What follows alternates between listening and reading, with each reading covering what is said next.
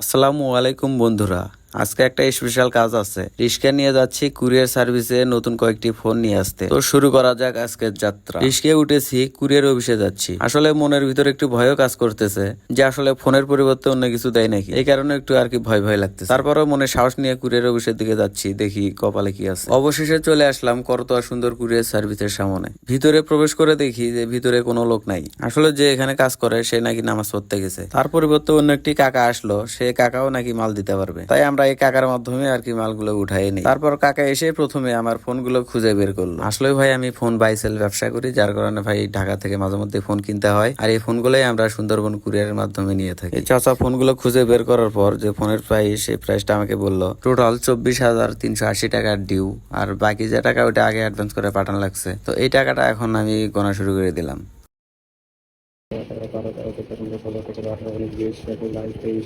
24,380 না?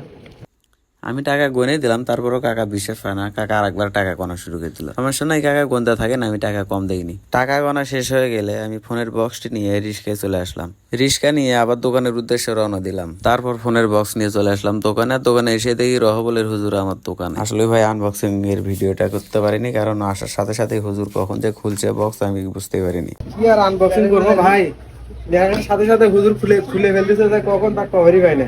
তো ফোনগুলো আপনারা দেখেন, যার পছন্দ হয় চলে আসেন আমার দোকানে, মাসুদ টেলিকম।